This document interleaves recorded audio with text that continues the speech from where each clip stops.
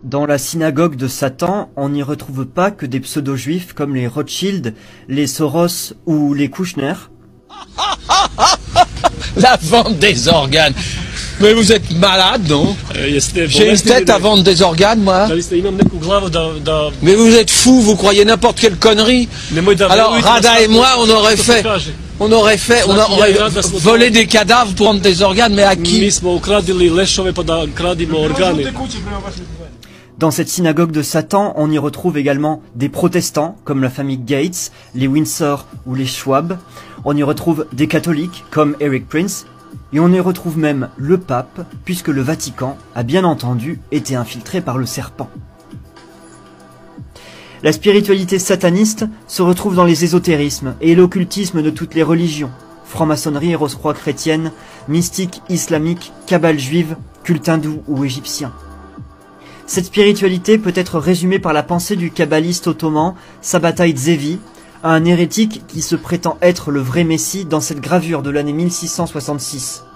On passera sur la symbolique du chiffre pour retenir la doctrine, la rédemption par le péché. C'est-à-dire que pour remettre les péchés de l'humanité, il faut d'abord commettre le plus grand mal. Pour faire venir le Messie, il faut d'abord faire venir l'Antéchrist, et donc fabriquer l'Apocalypse, en quelque sorte. Et l'Apocalypse, selon ces satanistes, consiste à édifier à Jérusalem un gouvernement mondial à la suite d'une immense guerre et de l'Armageddon. Ce gouvernement mondial sera celui de l'homme sans Dieu, une gouvernance dans laquelle la rationalité pure rendra l'homme esclave de la technologie et du contrôle algorithmique, où il n'y aura plus de genre, ni de race, ni même de culture, mais juste l'homme-machine devenu transhumain. Cette gouvernance mondiale, c'est la République universelle du genre humain, promue par la franc-maçonnerie, puis par Karl Marx. C'est celle de l'homme nouveau, promue à la fois par le fascisme et le communisme. C'est le surhomme nietzschéen et nazi.